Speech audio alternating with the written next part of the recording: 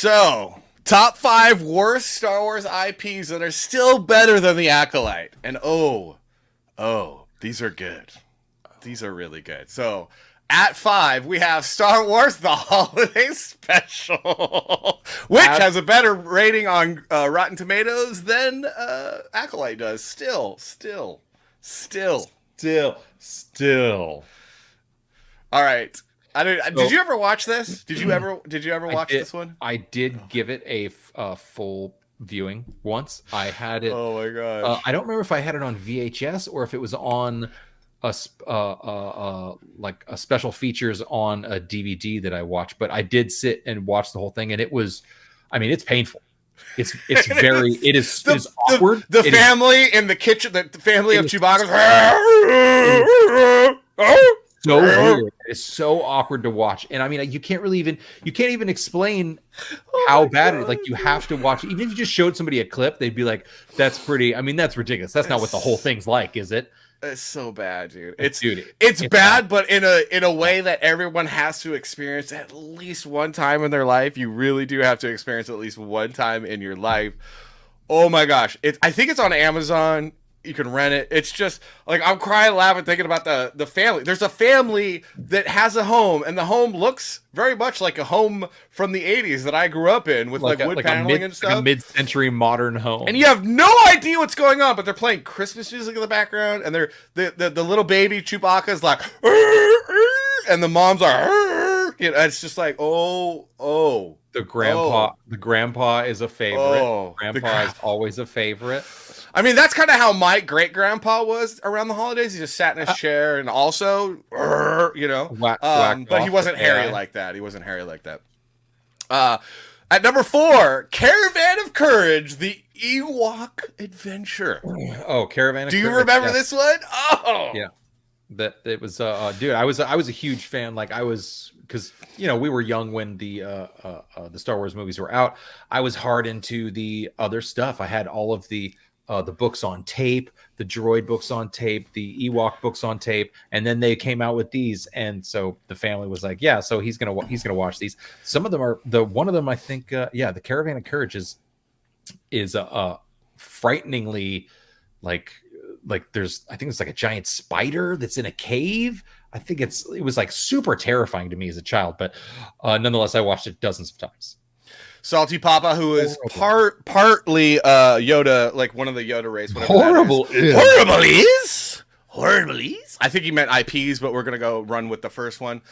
Look at this, Drew Struzan they invested in key art. Dude, the from artwork, Drew Struzan, man, so cool. And if you don't know who Drew Struzan is, it's like, to get one of his posters is a lot. There's like 6 figures, just for one poster, and they were like, yeah.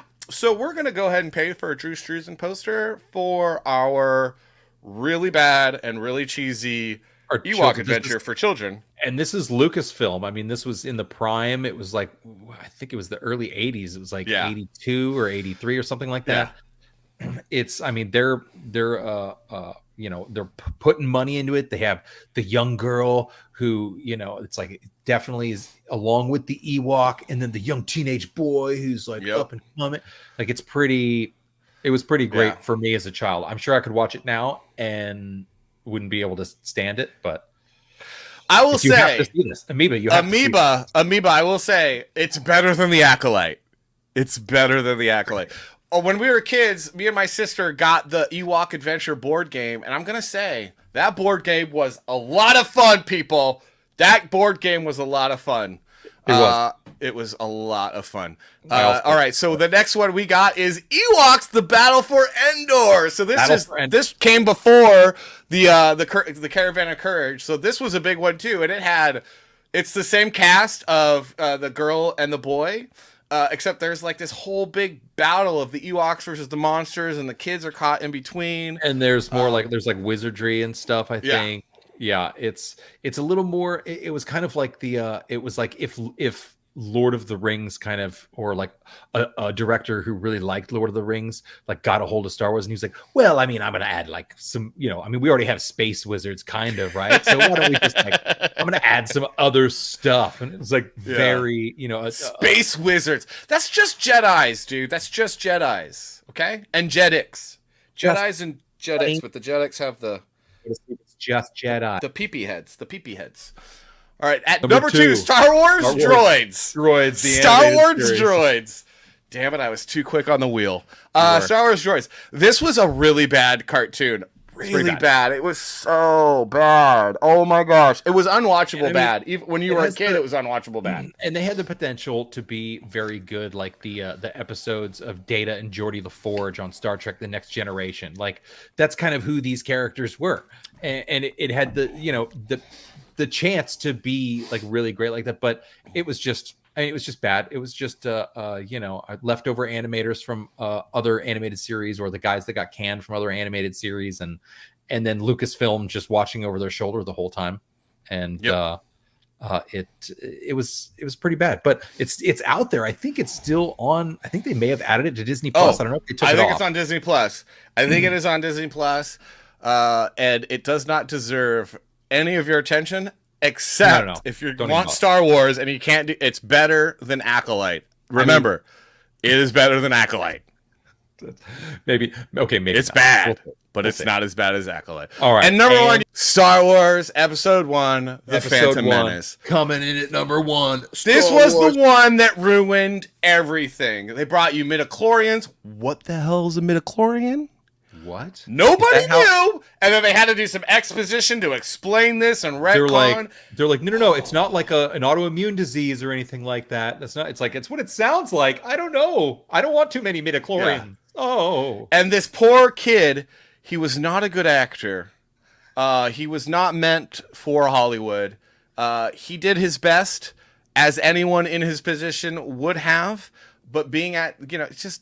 The only cool thing about this film is Darth Maul, and that's probably the only thing that makes this better than the Acolyte, is that Darth Maul was so cool, and that fight scene of him with this double-bladed lightsaber taking on Qui-Gon.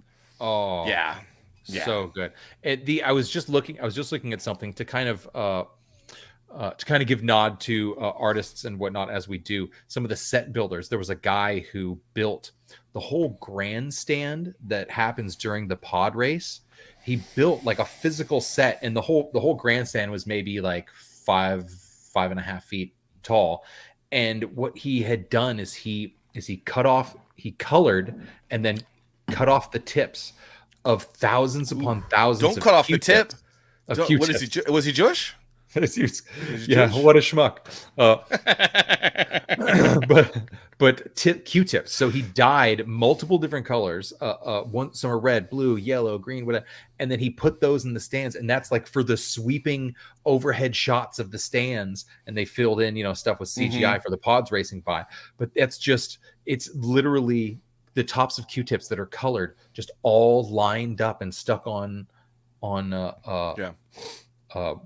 toothpicks, just stuck in this giant set. It was a great old set photo of the guy who made it, kind of like leaning over the top of it, and him being like, I hand colored and clipped and it's that kind of work and that kind of effort that makes the worst movie in all of Star Wars still better than Star Wars Acolyte. Than Acolyte. Still